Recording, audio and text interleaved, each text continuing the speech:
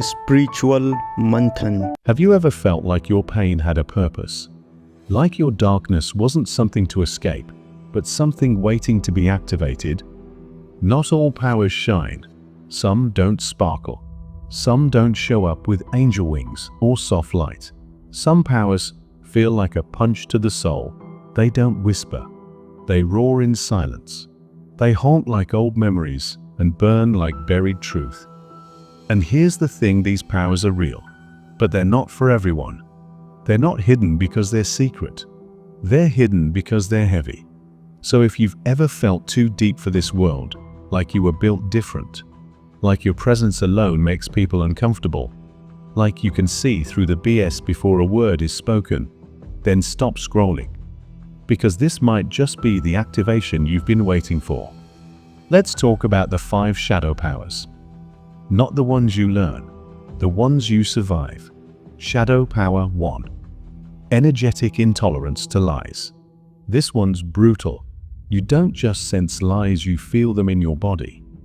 Ever walked into a room and felt your stomach twist for no reason? Ever looked someone in the eye and everything in you just screamed, they're not being real?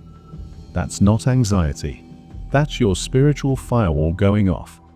You're not too sensitive. You're tuned in. You're the human lie detector, even if you never asked to be. But here's the cost: relationships get cut. You walk away from good opportunities that your soul says no to. People call you difficult, when really you're just not built to swallow fake. You've spent years silencing this power to keep peace. But ask yourself, how many times have you betrayed your own knowing just to stay comfortable? Truth is your oxygen. Anything else? Suffocation. Shadow Power 2. You trigger people without saying a word. You walk into the room and things start shifting. People get weird. They open up to you without knowing why. Some get emotional. Some get mad. And you're like, I didn't even say anything. That's the point. Your energy is a mirror. Not a selfie mirror, but a mirror of truth. A mirror of everything they've buried. That makes you dangerous, not because you're harmful, but because you're honest without trying. You're not too much. You're a frequency, and frequencies can't be ignored. You don't need to teach. You are the teaching, just by being. But this gift comes with a price. People project on you, misread you, avoid you, and you start wondering, should I just dim myself a little to be liked? Don't. You weren't built to be liked.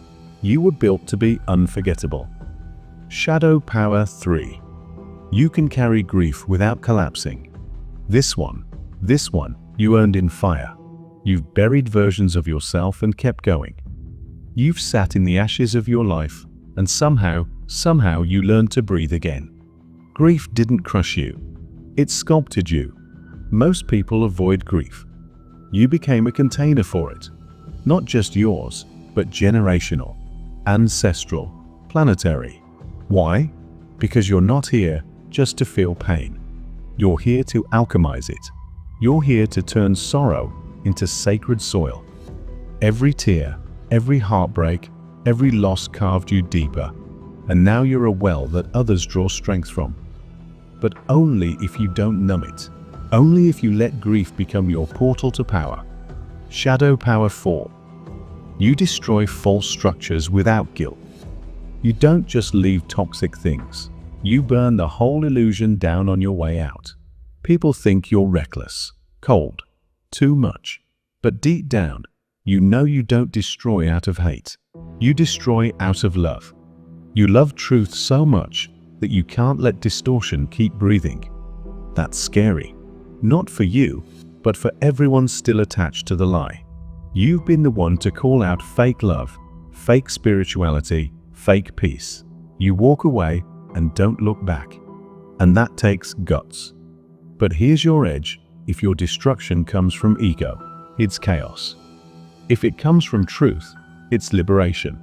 So ask yourself, where are you still waiting for permission to walk away from what your soul already buried? Shadow Power 5. You can be alone with God without needing witness. This is the rarest gift of all. You've sat in silence so long, you can hear the stars breathe. You've been stripped of identity, applause, labels, and still, you stayed. You don't need validation anymore. You've become your own proof. You don't lead with volume. You lead with vibration. Most people want to be seen. You've gone so deep, being seen feels like a distraction. Your relationship is with Source, and you don't need to post about it. Your power isn't loud. It's unshakable. And that's why people don't understand you, but they feel you.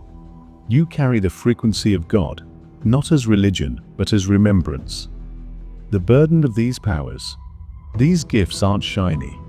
They're heavy. And if you've made it this far, you're probably not most people.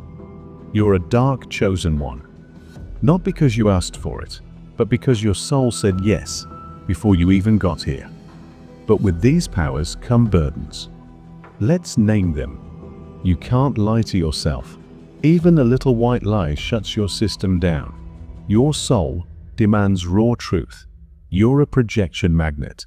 People dump their shadows on you. They misunderstand your silence.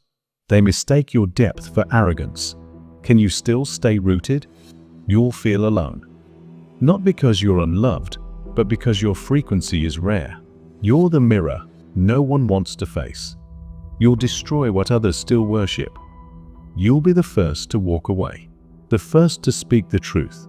That's lonely but necessary. You must live what others only talk about. Your walk, your silence, your breath must be congruent. No masks, no shortcuts. You are not here to be understood. You are here to be felt. You are not here to fit in. You are here to vibrate so purely that the false world cannot survive in your presence. You are the collapse and the resurrection. And now you stop performing. You start vibrating. You walk as a field of raw, untampered, untethered truth. Not to impress, not to prove, but to liberate. Because here's the real secret. When you live aligned, when you stop seeking, when you stop apologizing for your depth, your very presence becomes medicine. You don't change the world by noise. You change it by resonance. So, here's your final question. If you stopped trying to be liked, if you stopped trying to be safe, what kind of revolution would your energy start? Not tomorrow. Now.